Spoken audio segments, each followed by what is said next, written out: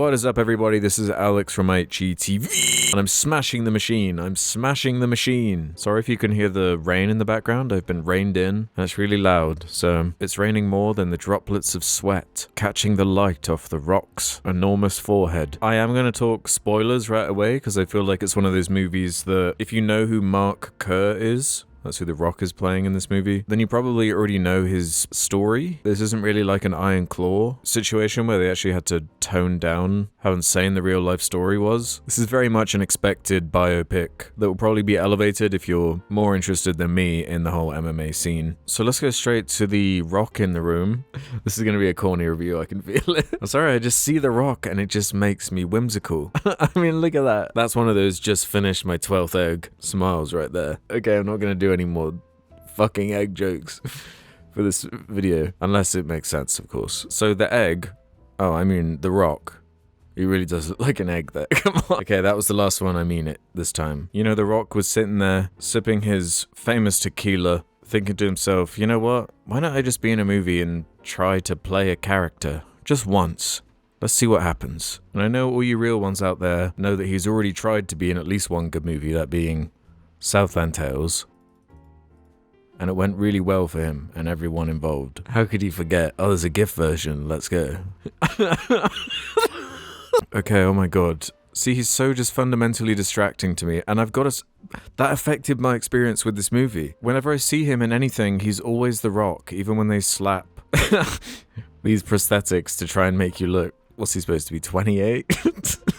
So I know I'm not really in the base demographic for what this movie is going for, although I am a big fan of the Safdie Bros, and this is just Benny on his own. They've done a bit of a Coen thing and split up to make different projects now. But I thought he was going to be able to do something to elevate it outside of this pretty tired biopic obsession that plagues Hollywood. There are like good biopics out there. Amadeus, The Social Network, Capote, and I already mentioned The Iron Claw, but I thought that had much more going for it than this film, especially on an emotional level. This felt like it was putting a lot down but couldn't decide what it wanted to be the main focus. Because for me, the most interesting part is supposed to be stripping back this performance veneer on this fighter and seeing how the person actually ticks behind the scenes and what they go through to achieve or fail at this huge task that they're going for. So the medical discipline addiction side is when I was most into the story. But going back to that core problem that plagues this movie for me is that, yeah, it will delve into the addiction side of his story or his tumultuous relationship with his wife, who I thought Emily Blunt was good, but the way they write her character is very flat and two-dimensional. So whenever they bicker, and it's quite a lot of bickering throughout the movie, their scenes together, in one of them she winds up saying, "You don't know anything about me," and I couldn't help but feel the same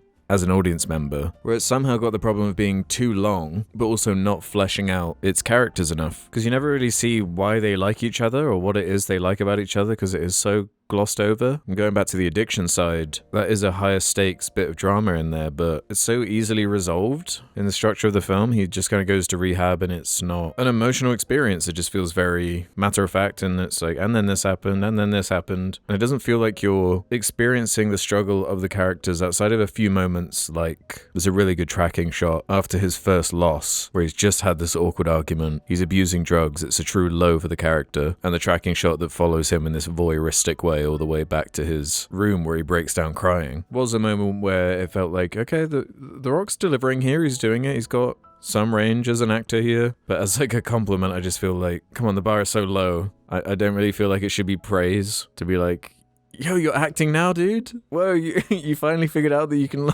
play a character that isn't you? I didn't really understand all the references to Black Adam. I think this is some kind of prequel. I don't know, people in the comments, the super fans, will have to explain that to me. I thought the choice of music was great. I thought the general filmmaking was excellent. I just felt like the script was underbaked or didn't have a real strong underlying reason of why this is a story that needed to be told this way. The documentary from 2002 with the same name, The Smashing Machine, apparently has a lot in common all the way down to the dialogue, so especially with that runtime, if this is how it's being described, I think I'd just rather watch this, where I don't even need to be thinking about eggs. In the few moments that Emily Blunt does get to shine, you like what there is to see, but it just stays quite static for me. It was surreal to see The Rock on a merry-go-round. That is one bonus for this movie. But honestly, my favorite scene in the movie is just a simple interaction with him and Emily Blunt, where they're kind of bickering at home over this cactus in the garden. It's a great example of how when the Safdie, it's a great example of how when the Safdies are on fire, they can create a tense, unpredictable scene that will evolve and make you squirm at how uncomfortable it can be. A lot of the movie is set in Japan, which I think makes it a little bit unique. Again, this level of production applied to main characters I cared about more would be great stuff. I would always just prefer to watch something like The Wrestler from 2008, which is way better paced, way more original, rewatchable. And as, like, The Rock is good in this, okay? He's doing a good job with this character, but this character is still trapped within The Rock's myopic acting range. Like, it's still a physical performer who needs to be physically huge, but also needs to be a character who is famous within the world it's set up, which still leans into his hero worship obsession. He has to be playing someone who's a legend, who even within the movie has crowds of fans screaming over him. It's not that mind-blowing of a character for him to play. But if we're talking about performances outside of Emily Blunt that I think stood out, I thought Ryan Bader, who is a real MMA fighter, kind of stole the show from The Rock as far as an ex-fighter of some kind, making the transition of playing a character in a movie. You felt quite organic and realistic and fit into the world well. There's an interesting choice towards the end where they bring out footage of the real Mark Kerr buying groceries, and he kind of breaks the fourth wall and is like, bye-bye, everybody. Because it's trying to go for this point that today MMA fighters make millions and everyone knows their name. But look, this is the guy who started it all, and he's buying groceries like a loser.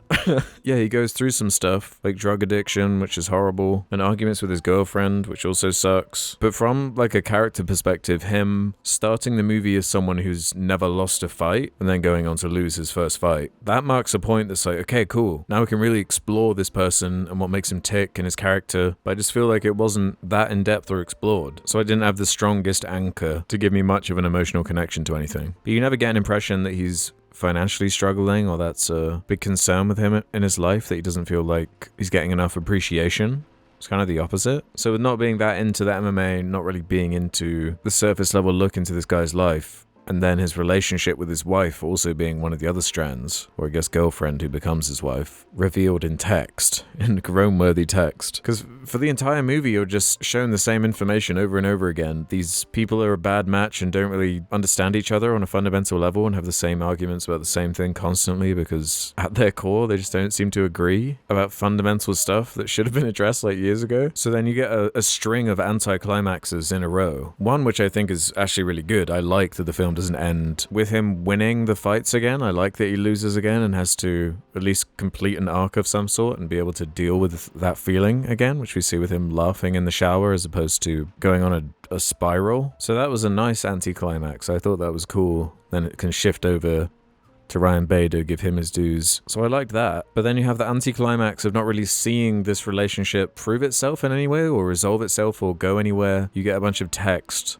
that's like, yeah, they got married and had a kid, but it's phrased in a way that implies that they're not married anymore. There's a straight up kind of bad scene where Emily Blunt tries to like take her own life out of nowhere. It just felt like it came out of nowhere and wasn't justified or had any build up because they just kind of ignored Emily Blunt's character for most of the movie. But last scene I'll mention of how good it is the cross-cutting of The Rock after his loss, getting the stitches put on his chin interspliced with footage of the Ryan Bader character winning his fight. I thought that illustrated the highs and lows of what draws Mark Kerr into this sport and makes it emotionally complicated, how high the stakes can be. So yeah, the more I'm talking through this and thinking about it, the less I'm kind of liking it. I would not rush back to see this. Obviously, projects like Uncut Gems or The Curse had some great characters for me to latch onto and just felt more focused and like they were saying something with a bit more depth. So I wound up giving this 3-star with a like. Not much to criticize with the filmmaking outside of that core issue of a kind of boring screenplay and expected biopic structure. So let me know what you thought. Did The Rock